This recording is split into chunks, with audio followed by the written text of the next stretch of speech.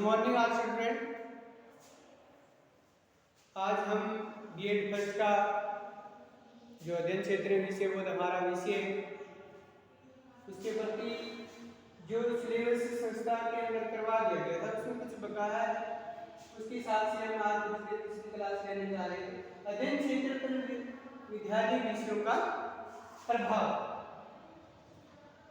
जो अध्ययन क्षेत्र पर विद्यालय विषयों का प्रभाव क्या रहता है कि एक समाज के अंदर हमारी शिक्षा का, एजुकेशन का देखा जाए तो बहुत ही अधिक महत्व है, बहुत अधिक लगाव भी है, क्योंकि शिक्षा को समाज का एक उपनिकाय माना जाता है। शिक्षा को एक उपनिकाय माना जाता है क्योंकि शिक्षा की प्रक्रिया सामाजिक परिवेश में देखा जाए तो उसको एक घटित होती है तो एक समाज के प्रति प्रक्रिया पर एक कड़ा नियंत्रण रखा जाता है, जो नियंत्रण किसी समाज की शिक्षा के लिए या उसकी आवश्यकता तथा आकांक्षाओं पर, जो उसकी आकांक्षाओं की प्रतिबंधित करती है, क्योंकि उसके अनुसार वहां पर जो उसके शिक्षा के प्रति, उसके क्षेत्र के प्रति जो उसके मुख्य लक्षण होते हैं, मुख्य लक्षणों कह सकते हैं, जैसे इसमें देखा जाए कि लक्ष्य मूल्य, जो लक्ष्य क्या होता है इसका, मूल्य क्या हो सकता है इसका, तो ये बातें कि एजुकेशन के हिसाब से देखा जाए तो उसकी आवश्यकताओं तथा जो उसके प्रति ध्यान है उसका, तो इस प्रकार शिक्षा को एक सामाजिक प्रक्रिया माना, इसके अनुसार शिक्षा को एक सामाजिक प्रक्रिया माना है। इसी के अनुरूप ही दो भागों में बांटा गया, जिसमें नंबर 1 सैद्धांतिक तथा नंबर 2 व्यवहारिक। ये बातें कि शिक्षा के क्षेत्र में देखा जाए पक्ष मानिए कि व्यवहारिक दो पक्ष के हैं,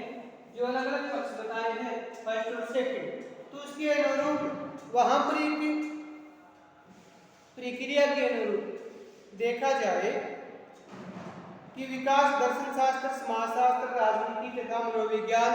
के योगदान से हुआ है, क्योंकि किसी विषय का एक अध्ययन के रूप में देखा जाए तो उसके अलग अलग विषय के बारे में बताया है, जो शिक्षा को एक स्वतंत्र अध्ययन के रूप में मानने के लिए आवश्यक है कि इसमें ज्ञान की प्रमुख विशेषताएं होती है या होनी चाहिए। तो अध्ययन ज्ञान की वह शाखा है जिसका विद्यालय, महाविद्यालय, विश्वविद्यालय स्तर पर अध्ययन व अध्यापन किया जाता है, जो जन्म लेने के बाद कुछ सालों में 4 या 5 साल के बाद में विद्यार्थी अपने स्कूल के अंदर वहां पर शिक्षा प्राप्त करने के लिए जाता है, तो उसकी शिक्षा लाइफ समय तक चलती रहती है, वह विद्यालय, विश्वविद्यालय, तो इसके अनुरूप शिक्षा प्राप्त कर पाता है। अध्ययन से हमारा तात्पर्य अनेक विषयों के समन्वय से न होकर बल्कि सभी विषयों के अलग अलग स्वतंत्र निकाय या संकाय से है, जिसका अपना एक स्वतंत्र कह सकते हैं, क्योंकि इसका अलग अलग विभाग होता है, जो उसके अलग अलग विभाग बताए गए हैं। विभाग होता है जो उसके अनुसार उसका अपना पाठ्यक्रम, जो शिक्षण विधियां होती है, पाठ्यक्रम,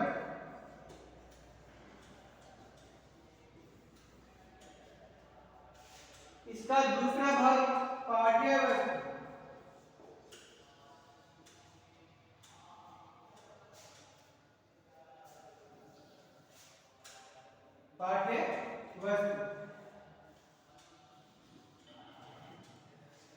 तो उसमें देखा जाए अध्ययन क्षेत्र में पाठ्यक्रम और पाठ्य वस्तु अपने कक्षा कक्ष के तौर पर अपने डिग्री या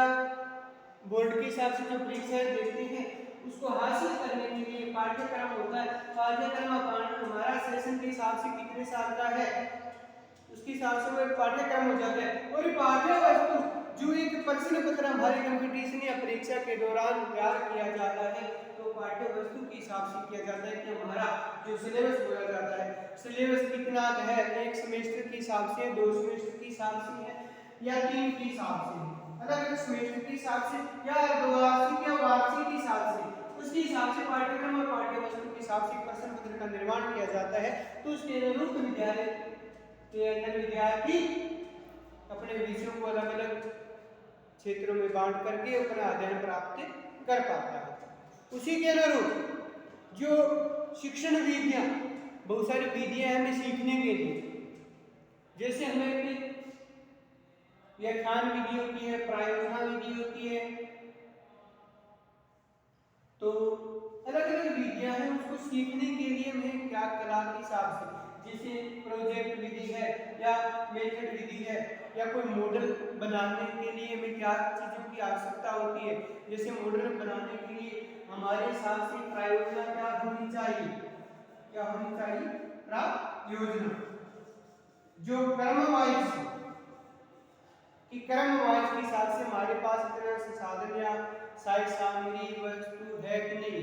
तो होगी तो हम एक टेबल पर रख करके वो क्रम वाइज हिसाब से एक मॉडल तैयार करते जाएंगे, जिससे हमें जरूरत पड़ेगी साइड सामग्री की, वो इस मॉडल के अंदर हमें बनाते जाएंगे तो हमारा एक मॉडल परिपूर्ण तैयार हो जाता है। इसी के लिए पाठ्यक्रम में पाठ्य वस्तु के हिसाब से जो अलग अलग विधियां हैं वो विधियों के अनुसार नामकरण करेंगे तो दिन से विद्यालय विषयों का अलग अलग प्रभाव पड़ जाता है, उसके बारे में उसका नॉलेज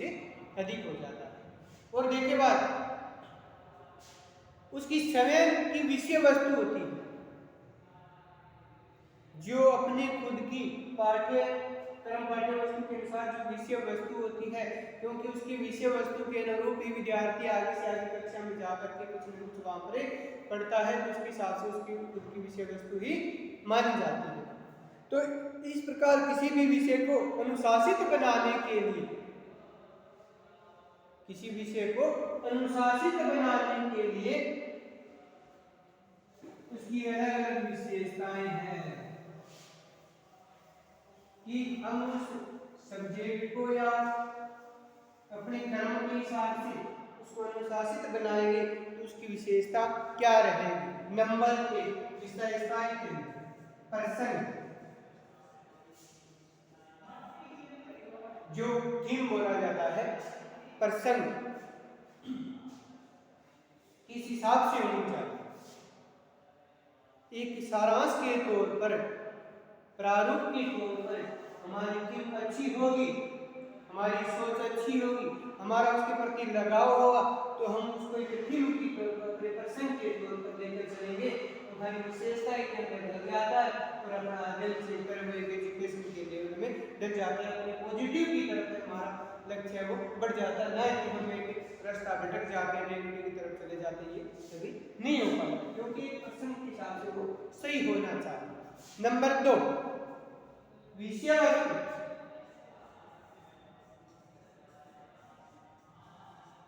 विषय वस्तु जो सब्जेक्ट मेथड होता है, विषय वस्तु हमारे पास है, जो सब्जेक्ट के प्रति मेथड है हमारे पास, तो उसके अनुरूप विद्यार्थियों को ढालना, अपने विषय के प्रति अनुभव प्राप्त करवाना, जिस विषय के प्रति उसका अनुभव या लगन या रुचि या उसका अधिक नॉलेज होगा तो वह विषय के प्रति उसका ज्ञान अधिक होगा, उसके बारे में आगे में माध्यमिक या उच्च माध्यमिक या कॉलेज के लेवल पर या विश्वविद्यालय या बाहर कहीं यूनिवर्सिटी से कुछ रिसर्च के बारे में खोज करता है, तो अपने विषय के बारे में उसको खुद अच्छा नॉलेज होगा तो उसके बारे में अलग अलग शोध कर सकता है, बारीकी से शोध कर सकता है, उसमें कुछ कमियां हासिल उसको नहीं हो पाती। नंबर 3 के अंदर आ जाते हैं प्रकरण,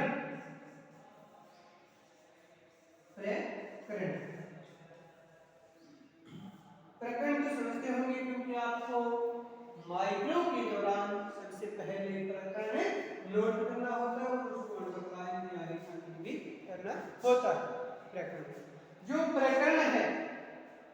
अपने विषय के प्रति, अपने थीम के प्रति अपना प्रकरण किस हिसाब से लेते हैं, विषय से संबंधित है कि नहीं,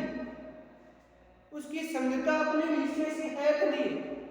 क्रम के हिसाब से हम लेते हैं कि नहीं लेते, तो उसका एक प्रकरण के हिसाब से अपना टॉपिक है, जैसे उसको टॉपिक ये क्या हमारा टॉपिक, ये क्या है हमारा प्रकरण। तो एक प्रकरण के हिसाब से हम चल रहे हैं, जैसे हमारा ये टॉपिक चल रहा है उसके हिसाब से आपका ये सिलेबस ऑनलाइन में हो रहा है। तो एक प्रकरण होना जरूरी होता है। कोई भी अपना सब्जेक्ट ले लिया, जैसे सामाजिक विज्ञान ले लिया आपने, हिंदी ले ली, गणित ले लिया,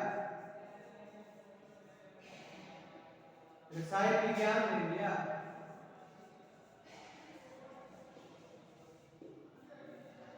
तो इसके हिसाब से अलग अलग सब्जेक्ट लेते हो,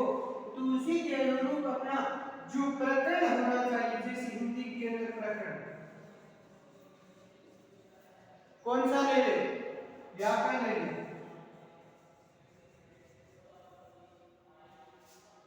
गणित के अंदर क्या ले ले, आज चतुर्भुज के बारे में पढ़ ले। तो इसके हिसाब से जो अपना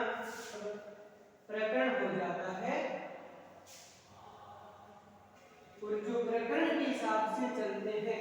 तो उसमें क्रम वाइज के हिसाब से अपना सिलेबस है वो पूर्ण हो जाते हैं, उसमें कुछ कमियां नहीं रह पाती। फिर नंबर 4 मुद्दे।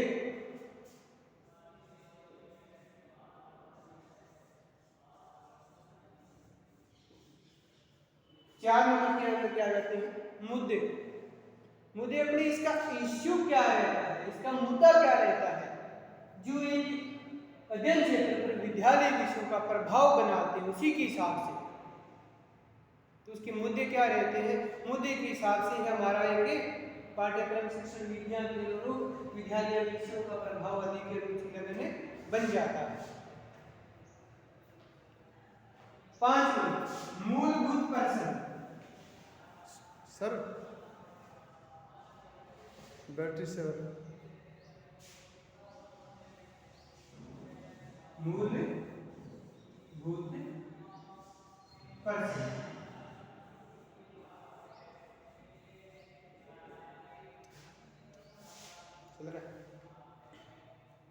मूलभूत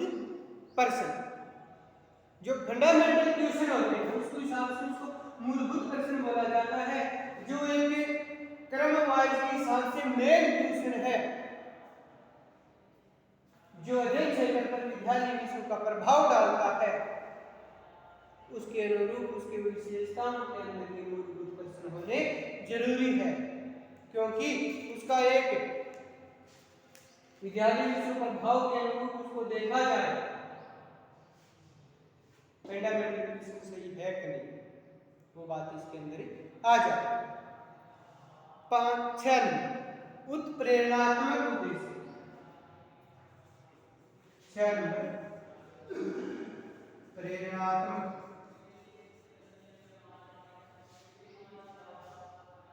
उद्देश्य।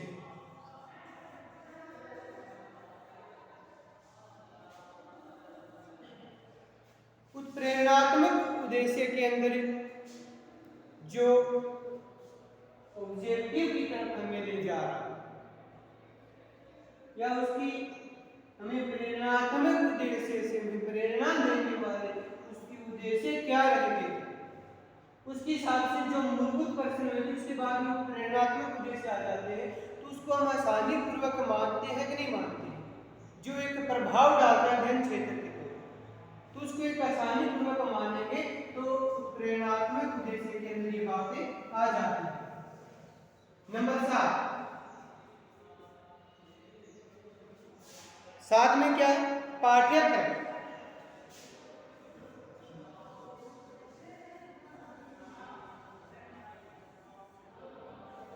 कुरिकुलम बोला जाता है। पाठ्यक्रम आपको कक्षा के अंदर सिलेबस इसका अलग टॉपिक था वो करवा दिया गया है। फिर भी एक बार वीडियो के माध्यम से आपको और बता देता हूँ पाठ्यक्रम क्या होता है। पाठ्यक्रम जैसे आपका सिलेबस के तौर पर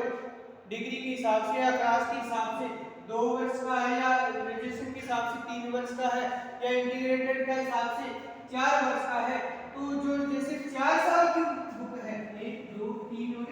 4 ये 4 साल की आपके पास बुक है पाठ्यक्रम है जो आपको पूरे वर्ष के अंदर जो पूरे सेशन के अंदर जो सेमेस्टर के हिसाब से जितने भी कोर्स की आपकी डिग्री है स्कूल है तो उसके हिसाब से वो पाठ्यक्रम होता है। पाठ्यक्रम में औपचारिक तरीके से एक होता है अनौपचारिक। औपचारिक तरीके से उसका सही समय निर्धारित संस्थान होते हैं वहां में करवाया जाता है। एक क्लास के साथ ग्रेजुएशन 3 साल 1 2 3 ये 3 साल की जितने भी बुक होती है उसको पाठ्यक्रम ही बोला जाता है। इसके अनुसार हमें समय के अनुसार कितना कालांश के तौर पर देंगे उसको वो एक पाठ्य वस्तु में बातें आ जाती है। पाठ्य वस्तु के अनुसार एक प्रश्न पत्र का निर्माण किया जाता है। ठीक है मेरे प्यारे विद्यार्थियों। तो इसके बाद शोध पुस्तिका नंबर 8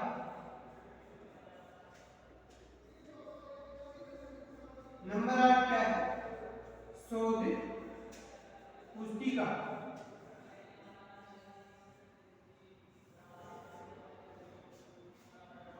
शोध पुस्तिका जो रिसर्च करते हैं खोज करते हैं। आप मास्टर डिग्री करने के बाद में जैसे पीएचडी वगैरह करते हैं एमफिल वगैरह करते हैं उसमें आपको एक शोध के तौर पर विषय के प्रति जो अपना अच्छा विषय है उसके प्रति एक टॉपिक दिया जाता है। उस टॉपिक पर आपको जितना समय लगे 1 साल या 2 वर्ष या 3 वर्ष उसके हिसाब से आपको वहां पर एक शोध करना है। शोध करके एक अपनी पुस्तक को तैयार करनी है ताकि उसके संबंध में कोई अलग से पुस्तक और नए बने उसके भाग अलग अलग नए निकले उसके हिसाब से आपको बारीकी से बारीक छोटी छोटी इकाइयों को देख करके एक शोध पुस्तिका तैयार करनी होती है। जैसे हमने औषधियां ले औषधि वाला टॉपिक ले लेते हैं उसके तौर पर हमें अलग अलग व्यक्ति रख लिए जैसे संस्था के अंदर स्टाफ रखे जाते उसके हिसाब से अलग अलग व्यक्ति रख लिए। व्यक्ति रखने के लिए वहां पर हम उसको अलग अलग जगह अलग अलग स्थानों पर भेज देंगे। जैसे उदाहरण के तौर पर हमने हिमाचल प्रदेश ले लिया वहां पर अलग अलग पहाड़ों के अंदर अलग अलग झाड़ियों में जड़ी बूटियों के लिए भेज देते वो अलग अलग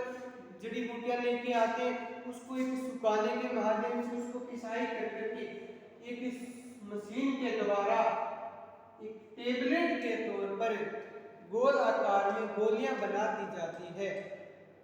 तो वो गोलियां किस काम आएगी किस रोग के लिए काम आएगी तो उसको हम एक शोध के तौर पर हमने लिया कि उसको एक जड़ी बूटियों को कैसे तैयार किया और क्या चीजें इसके अंदर डाली या नहीं डाली वो एक ही चीज जड़ी बूटियां डाली गई तो इसके हिसाब से वो अलग अलग हमने टेबलेट वगैरह बनाई गोल आकार की। तो एक शोध पुस्तिका के अंदर वो एक सारांश के रूप में क्वेश्चन के हिसाब से एक शोध पुस्तिका तैयार हो जाती है कि इसने अलग अलग ढंग में जड़ी बूटियां ली जड़ी बूटियों को सुखा करके हमने किस किस रूप में या किस किस की दवाइयों के रूप में हमने वो एक तैयार किया तो एक शोध के रूप में हो जाती है। या अलग अलग विषय ले सकते हो आप कोई भी ले सकते हो आपको अपना जो सब्जेक्ट सरल है अपना जो विषय है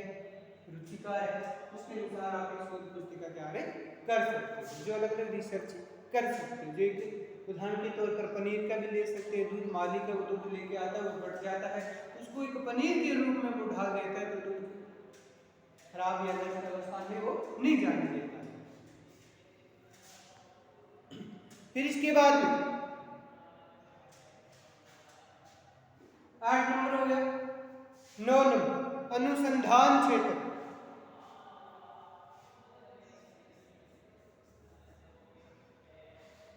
कौन सा रहेगा? अनुसंधान, अनुसंधान क्षेत्र। जो रिसर्च करने का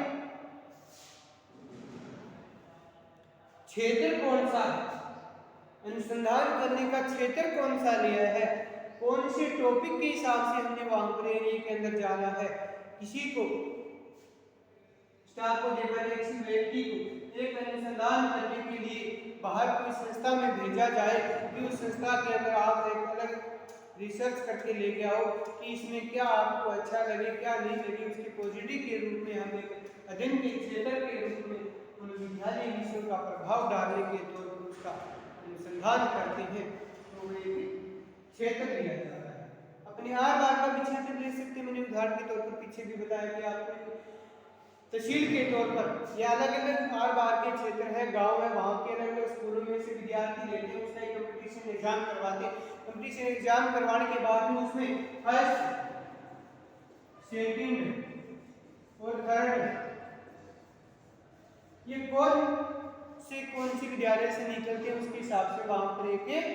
अनुसंधान क्षेत्र लिया, उसके हिसाब से वहां पर रिजल्ट निकाला गया, तो एक रिजल्ट सही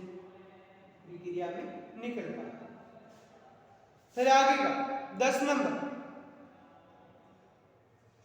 नियम सिद्धांत व प्रयोग। नियम सिद्धांत व प्रयोग। जो अलग अलग नियम बनाए गए हैं उसके नियम के अनुसार हम पालन कर रहे हैं, उसके नियम के सिद्धांत है, वो सिद्धांत हम प्रयोग में ले रहे हैं कि नहीं ले रहे, वो बातें हैं कि विशेषताएं के अंदर आ जाती है कि उसके नियम सिद्धांत व प्रयोग के अनुसार करेंगे तो उसमें कुछ न कुछ कमियां नहीं रह पाएगी और हमारा सरल और अच्छा हो पाएगा, सक्सेसफुल हो जाता है। उसके अनुरूप जो उसके प्रयोग में ली गई सहायक सामग्री है वो एक नियमों और आदेशों का पालन करते हुए उनके सिद्धांत बनाए हैं, नहीं बनाए, उसके सिद्धांत से हमने वो लागू किए हैं कि नहीं किए, ये सारी बातें उस पर डिपेंड करती। फिर आती 11 नंबर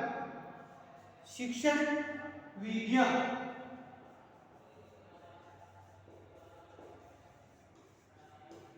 शिक्षण विधियां, शिक्षण विधियां के अंदर जो टीचिंग मेथड के हिसाब से बहुत सारी ऐसी विधियां हैं जो आपको अपने कॉलेज के रेगुलर के हिसाब से अलग अलग विधियां करवाई गई थी, तो उसके अनुरूप जो शिक्षण के प्रति कौन सी विधि क्या काम आती है उसके बारे में हमें पूरा नॉलेज होना चाहिए कि कौन सी विधि को कहां पर काम में लेना है। एक शिक्षा के क्षेत्र में काम में ले रहे हैं या कृषि के क्षेत्र में काम में ले रहे हैं या कहीं उद्योग धंधे में काम में ले रहे हैं या कोई योजना या परियोजना या कोई प्रोजेक्ट तैयार करने के काम में ले रहे हैं, उसकी शिक्षण विधियां कौन सी है जो टीचिंग के लाइन में चलने वाली, तो इसके हिसाब से वहां पर उसका विस्तार हुआ के सही हो पाता है। और नंबर 12 शिक्षण सूत्र व सिद्धांत। शिक्षण सूत्र व सिद्धांत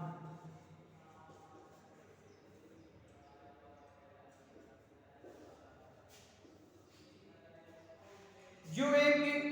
एजुकेशन के हिसाब से उसका फार्मूला क्या है, फार्मूले के हिसाब से उसका सिद्धांत के तौर पर देखा जाए, जो टीचिंग के तौर पर देखा जाए, तो इसका एक फॉर्मूला हम ले सकते हैं जो उदाहरण के तौर पर विद्यार्थियों को आसानी पूर्वक समझ में आ जाए कि एक